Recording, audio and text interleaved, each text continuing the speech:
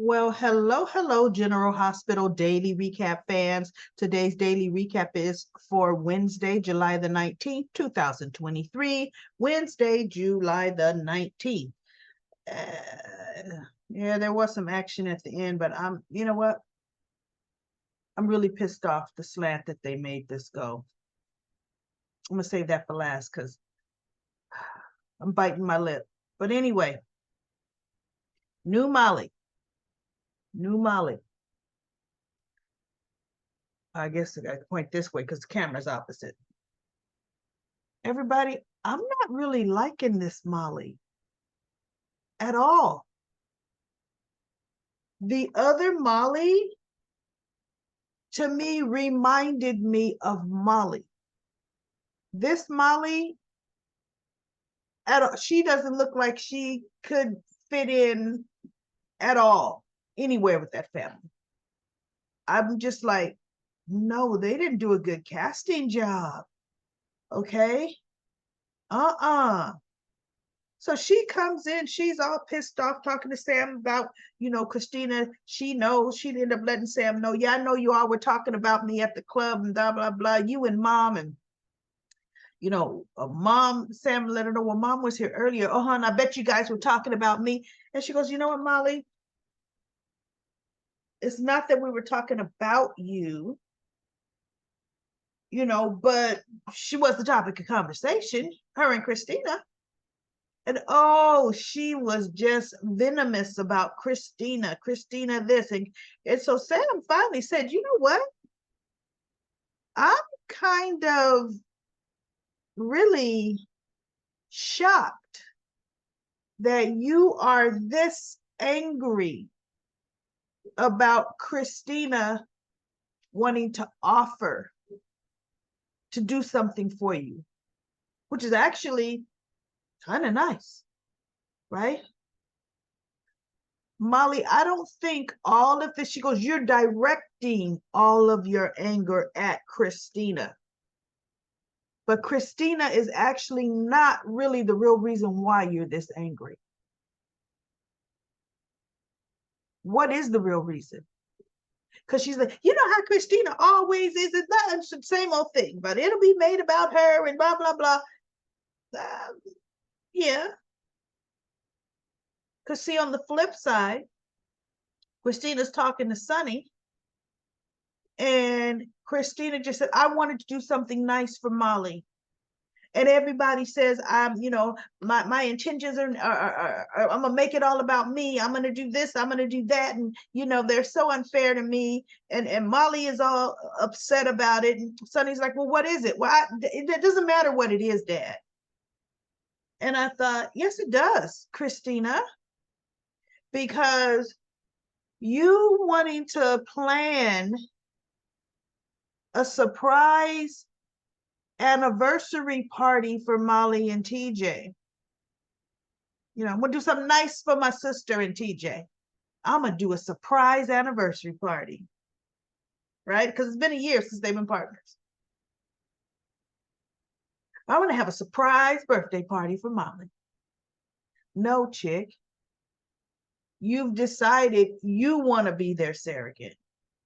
Your sister did not come to you and asked you, or even asked you to involve you in the decision making, right? She didn't ask for any of them to give her a solution. As a matter of fact, they had to drag out of Molly her fertility issues every step of the way. And it was mainly Christina. Well, say, Molly, tell us, Mom, what's going on, Mom? This ain't like you, Mom. You know? So Sonny said, well, okay, but you had her best interest. Yes, I did. He goes, then if you know you had to, she goes, thanks, Dad. You're the only one on my side. If Sonny knew she wanted to be a surrogate and carry their baby, Sonny would not have said that. Christina completely manipulated that whole situation, right? Completely. And then, but it started off with Christina telling Sonny how she found the wrong permit to have the center built, she needed a blah, blah, blah, a Form X, and she did a Form Y. And now she got to start all over again. And Sonny's like, look, let me make a few phone calls. I'll get this fixed. No, Dad, I can do it myself. I can see everybody thinks I'm so inept. Inept, yes, you are. Inept.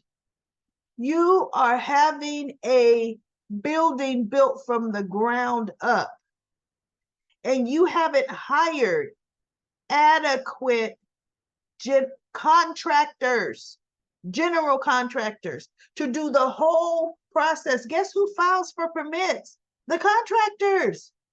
They know what they're doing. You don't. I'm thinking, see, that's what's wrong with that. Sonny didn't, I blame Sonny. He gave her these plans with this building on it, and I'm thinking he's buying this spot for her. She got to build it from the ground up. Sonny knows his daughter. He knows her. Why didn't he already have the place built? Or why didn't he buy her an existing building that would suit her needs? That's like you giving me a plot of land, I don't care how prime it is, and telling me, go ahead and build what you want on it.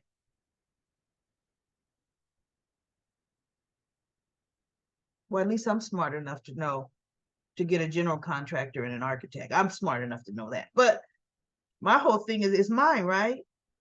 Because I'm selling it.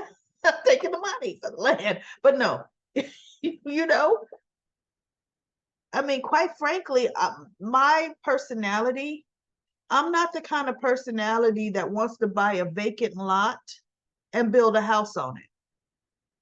I'm the kind of personality want to find that house I want to live in that neighborhood I want to live in, and buy that. That's me, right? If I'm going to do some kind of altruistic charity project, I want it already, the building already built. And then I would tell my father, okay, I love the building. I need to knock out that wall over there. I'm going to make some changes in the building, but I'm not building it from the ground up, period. That's too big an undertaking for her. And Alexis said, Sonny, you need to step in and help her. So he goes, yeah, you got this, right? Yeah, I got this. It's okay, so call me if you need. See, no, you're setting that girl up to fail. Because already her getting pregnant is going to completely sidetrack her from finishing that other project that she already knew she was over her head in. Seriously. But anyway, Molly just, Sam hugs her and they're talking, and Molly didn't admit to Sam what she admitted to TJ. See, this is her anger. Her anger is she's the one that didn't go get medical attention. She's the one that let it go way too long. And not that that blame should be placed on anybody. Molly's body is Molly's body. What happened, right? I know plenty of girlfriends that suffered from fibroids to painful menstrual cycles to got to be in the bed the whole week ever since they were 13. That's never been my experience, knock on, thank God, right? But they have been to plenty of doctors and say, oh, here's some extra strength Motrin, here's some Tylenol. You're going to be suffering from this, right? But anyway, so to wrap up this whole thing, Sam gave her comfort. Then later, another knock on the door. Sam's opening the door, and it's Christina. Oh, good. Do you know what? And all she did was got up. She was starting to say Molly. She got up and she saw Molly standing there. And she looks at Molly and she goes, Molly, right? Yeah, here's the deal. I got Christina, this, and I got Molly. Then now, you know what, ladies? Here you go. Since you both invaded my house, I am going to go out, get myself a cup of coffee. You two stay right here, and you two hash it out and talk it out. You two talk it out. Period. Because I'm not picking sides between the two of you. Molly, I love you. And just because I'm comforting to you while you talk to me, that's what I'm supposed to do. I'm a big sister. Christina, I love you. And just as you talk to me, it's not my job to take your side, right? I'm going to give sisterly advice to both of you. But right now, you two need to talk to each other. And that's how Sam needs to handle it. Look, just leave them two. I don't like the way it's going. And I honestly I just don't like this Molly. I don't see how even the other Molly, once I saw her and TJ together, this last one, I said, okay, they can work. There is some kind of chemistry there. I don't see that there's going to be chemistry with this one and TJ. I don't see it. Let's see if they ever really put them together. Let's see. Ooh, because I don't know. I just don't see it.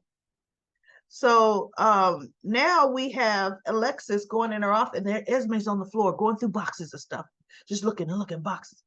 And Alexis comes in. Esme couldn't get the lid on the boxes fast enough. And then Alexis says, Esme, what are you doing? Going through my property.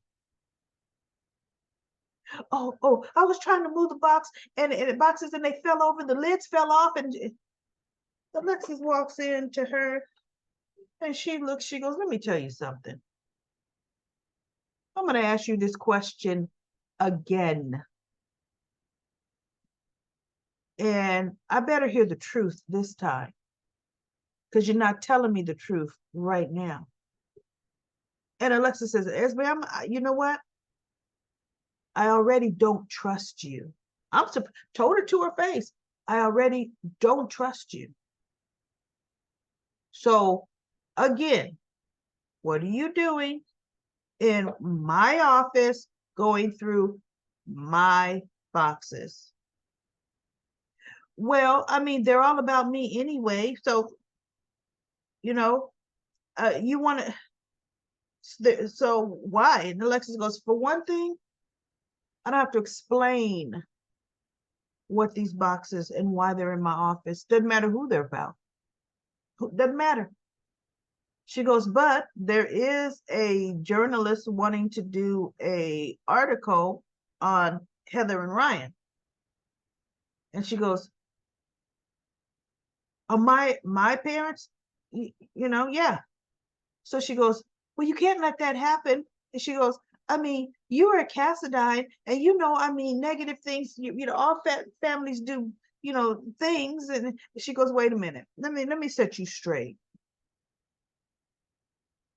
I may be a Cassadine by blood, but I am not a Cassadine. She says, at all. She goes, and truth be told, never was.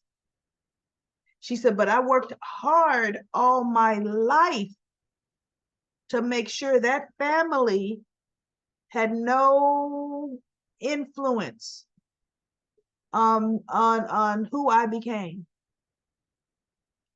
She says, yes, Alexa says, oh, and I've made mistakes, but I've had to pay for every mistake I have made. She says, you, on the other hand, Esme, you haven't paid for one mistake. So Esme looked at her and said, but I don't remember. She goes, doesn't matter. I'm thinking, good, Alexis, good, tell her the truth. She goes, doesn't matter, you don't remember.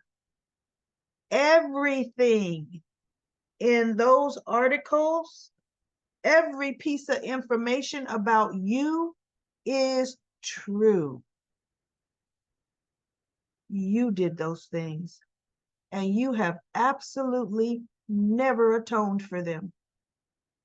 The only thing you want to do is hide behind, I don't remember doing those things. She says, so now maybe you'll want to try to atone for your mistakes. I was like, somebody good finally told her something, right? And so she goes, so does this mean I'm fired? And Alexis says, what this means right now is I'm getting ready to answer this phone call because her phone was ringing. And Alexis texts away, this is Alexis Davis. And then she says, hold on for a second. She puts her phone on hold and she turns around and she says, why are you still in my office? Oh, no. When Alexis turned and said, I'm going to answer this phone call, she turned, this is Alexis Davis. Esme immediately goes to the floor, looks for, like, I guess, an article she had saw. Do you know that chick folds it up and stuffs it in her bra or the top of her dress? She still been, and Alexis turned around. That's when she said, Esme. And she stood up straight. What are you still doing in my office? Oh. So she goes, walks out and go leave the door open. And as Alexis says, Esme. And she said, yes, close my door. Oh my goodness. So we'll see. Alexis ain't gonna deal with her for too long. I could tell you that. You know. We have Trina going to visit Taggart. They meet at Kelly's. And she was saying she's sorry she hadn't been able to spend enough time with him and blah blah blah. It was kind of almost odd because Taggart says you can't expect to be at his bedside 24/7. And she goes, no, I know, but we don't know if it's going to live or how it's going to be. So I do have to be there, to support mom and then support Curtis. We haven't had a chance to even develop a relationship. So Taggart was supportive, but I don't know. I was sensing something a little different in him. And I think the little different in him that I was sensing, the man is drinking all day. See, he happened to be a little sober for that meeting, but as soon as Trina left, he was filling his car. Who mixes hard alcohol? Look, I'm talking all about Esme, and I forgot to show the picture of Alexis talking to Esme. That was that picture. But who mixes hard alcohol with, goodness, coffee? Yuck with some coffee. So that's telling you. See, my whole thing is, good God, man, why would you mix it? Take your swig. You're carrying around a flask. Who does that, right? You can't wait till you get home to chug a lug, but you got to carry a flask around with you. Then, buddy, chug the flask, chase it with the coffee. Don't mix it in the coffee. Good God. So anyway, what was I talking about? Oh, so that was Taggart and Trina. Now Spencer came to the hospital to be with Trina, be there for Trina, and she wasn't there. What's her name? Portia was there, there visiting Curtis, and Marcia was there. And so she goes out and she tells him, or he comes in, peeks in, and she goes, Trina's not here. She's meeting her dad. And he goes, oh, okay. Can you tell her I stopped by? So he sat out in the waiting little area outside of Curtis's room waiting for Trina. And Marshall comes in and he goes, oh, I see Spencer was here. She goes, yeah, Portia is about Trina. Yeah, I told him Trina wasn't here. Sent him on his way. He goes, well, not really. He's sitting right over there. She's like, what? So then she goes spilling her venom about how every bad thing that happened to Trina was because of him. And then he has the nerve to move in with Esme, the one who caused him all these problems. And he goes, I didn't move in with Esme. I'm there to help take care of my little brother. And he should have really corrected her and said, see, that's my grandmother's place. Okay. And my grandmother wants me there, and her other grandson, my brother, there, and let Esme stay there. She's making it like you chose to. He goes, but you chose to. He goes, I will be there for my little brother. She goes, well, yeah, but you're making that choice for Trina to be around her. Oh, and she was just going on. And he goes, Trina knows how much I care for her. And, I'm trying to do the best I can, for everyone involved. And so she goes, but it's not, do you feel it's good enough? Don't you feel Trina deserves more? Every bad thing and she started doing a whole list. And see, Spencer was so busy trying to be more respectful to Portia, because that's Trina's mother. But for the first time, I wanted Spencer to be Spencer and look Portia in her face and say, I beg to differ, Dr. Robinson. Trina has never been more devastated from what you've done to her. You've lied to her entire life. That's why Trina is confused right now. Her whole life has been turned upside down. And Spencer should have said, respectfully, ma'am, that has nothing to do with me. If anything, I'm a welcome distraction. Tell Trina I'll come back to see her. And should have walked away. So, of course, they had Trina come up right at the end, didn't hear nothing. And Marshall come running out. Curtis is waking up. Whatever, right? Let's see how they have Curtis wake up. I really don't care that much, but we'll see, right? So now, this is the part, everybody, that I was so mad.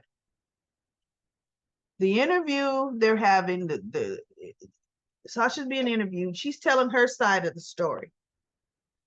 When you're having an interview telling your side of a story that the public is aware of, do you do it in a public place?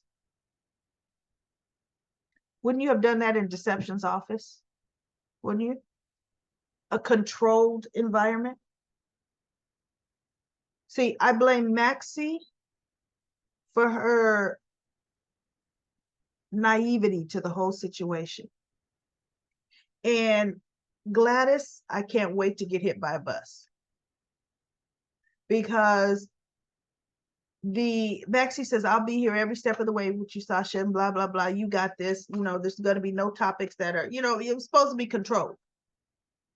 And Gladys is like, okay. And then Cody Bell walks in. But he walks in, he sits there and lays on the, getting some sun. What is he doing here? And Maxie says, looks like he's getting some sun. Sasha doesn't need this. Maxie goes, he's not bothering Sasha. Sasha goes, Gladys, he's fine. No, you don't need this stress and this pressure. So Maxie says, this is before the interviewer came. I'll just go talk to him. Maxie leaves. And Gladys says, no, you don't need this kind of stress. And so she goes, and by the way, have you taken your pills?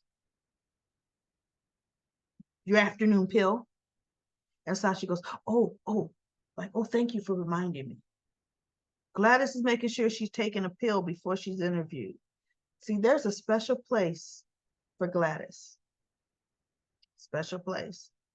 So Maxie goes and talks to Cody, and he goes, she goes, hey, Cody, what you doing here? He goes, oh, it's my day off. I'm just here getting some sun.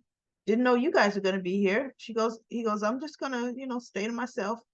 And she goes, okay, cool. Gladys is over there. He goes, no, I'm just staying right here. So Maxie walks away. Gladys is like, and no, the interviewer comes early. Sasha goes, you're early. And she goes, well, just a little. So she starts talking, and Cody's looking, and because Cody is looking at Sasha's demeanor, just make sure she's okay. Gladys don't want that, right? So he tells Maxie, who's that's over there talking to Sasha now? And Maxie turns and looks, oh, she's here, she's early. So Maxie goes rushing over there. Hey, blah, blah, blah, you're a little early. She goes, yeah, but we can get started. And Sasha says everything's fine. So she asked the question, and Sasha kind of was going to answer, but fumbled just a bit. but nothing, unusual. Gladys puts her arm like around the back of Sasha, says she gets confused. And Maxie looks at Gladys and said, no, not confused. She's a little nervous. She's looking at Gladys like, what are you, huh? See, people need to see Nina, what Gladys is trying to do. Maxie needs to really take a look at what Gladys is trying to do, right? And so she goes, why is he still there? Maxie whispers to her, this is a public place. He is fine over there. And she's busy just staring in there, and as the person is asking questions, and she decides, she tells, I'm gonna go over there myself and get rid of it. So now Gladys walks away, goes over to Cody's chair, kicks it. Cody fell, get out of here. And he goes, I'm not going nowhere. It is my day off. This is a public place. I can be, and Gladys is just gesturing. See, she knows Sasha can see this, right? She wanted Sasha completely off her game for this interview. And she doing this, you stay away from Sasha. Wait, you need to leave. Oh, and she's talking loud. And Sasha can hear. And my whole thing is, Maxie can hear too. This is why I blame Maxie for a lot of this. Maxie can hear Gladys as well. So then the reporter had the nerve enough to talk about, Sasha's been through so much, even with Cyrus Renault. And Sasha looks at her like, wait, what? And Maxie says, oh, no, that's one of those off-limit topics. No. Nobody wants to talk about Cyrus Renault. That's not what this is about. And so she goes, but yeah, I mean, it was an incident. And so Sasha, now the medicine's kicking in. Oh, it's okay, Maxie. I'm thinking, no, it's not okay. And Maxie should have said, you know what? She, for one, should have been reading Sasha. And she should have looked over at Gladys, because Sasha was glued over there. Maxie should have been looking at what she was hearing in her ear. She could hear them. And mainly Gladys, she could hear. Right? Maxie should have said, you know what? We really are going to have to find a more private, quiet place for this interview, because this is not it, right? I apologize, but no, we have to cancel. But no, Maxie has no professional backbone, none, right? So Sasha, once Cyrus's name was brought up, Cody's sitting there as Gladys is going all off, and now she's seeing Cyrus Renault sitting there where Cody's sitting. She's thinking Cody is Cyrus. And Maxie's like, Sasha's like, see, and I'm thinking, Maxie, stop the interview. Just like the whole home health and heart thing. They just sat there and watched Sasha burn. Right? And so Sasha's freaking out. Cody stands up and he goes, you know what? I'm not taking this from you, Gladys. And Gladys pokes him. Oh, yeah? Pokes him. She goes, whoa. He goes, whoa. Don't put your hands on me. And what are you gonna? She pushed him. What are you gonna do? And she pushes him. And then she's getting ready to do it again. And he grabs her arm. And Sasha's looking. She's seeing Cyrus grabbing Gladys. And Gladys is like, get your hands off me. Yeah, okay. See, because Cody let you know. So you obviously forgot you dealing with a man here. Pushing, poking, what you gonna do? And he just grabbed her hand. And she couldn't get away. Let go of me, let go. And I'm thinking, oh, see, don't forget Gladys. There's cameras. Oh, no, that was Tracy. I'm sorry, that wasn't Gladys. Gladys forgot or don't know. There's cameras up there. Those cameras are going to go and show her assaulting him. He was just trying to protect himself. Right? Sasha gets up from the table, goes to where the fruit's being cut, grabs the knife. Soon as Maxie should have seen her with the knife, she should have said, Sasha, right? Maxie don't say nothing. Sasha goes over. Do you know she stabs Cody in the back with the knife? Stabs him. And Gladys is behind Cody going,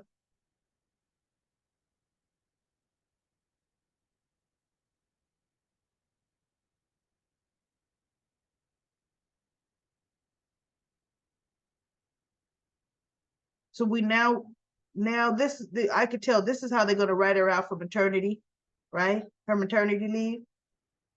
And Cody looked, he felt his back and he pulled his hand back and there was all blood. And he goes, Sasha, why? As he falls to the ground. The pool, the Metrocourt pool. This is the first summer. This pool has been, since Nina's been half owner, she has completely cursed that pool. Completely cursed it. Nothing but bad things, accidents, all kind of things are happening. Gunshots, everything at that pool this summer.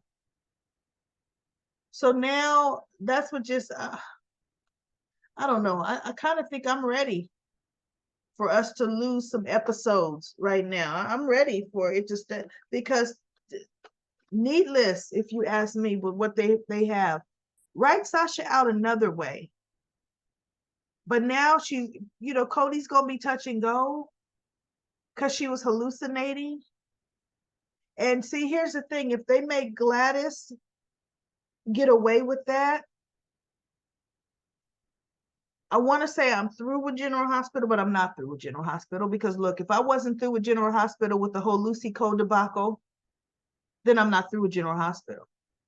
But there's going to be so much more now that I'm going to fast forward through because you people. Gladys is not Esme, and they made Esme miraculously get away with a lot. Gladys doesn't get to.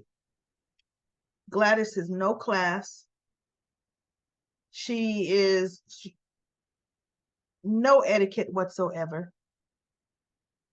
No, not Gladys. No, she don't get away with it in my book. So let's go to comment corner, because I'm really pissed off. Sheila says Jackson is handsome. Sheila also says I'm getting tired of Austin and his cousin's storyline. It's starting to bore me. Me too. They really dropped the ball, left the ball. I don't care about the ball.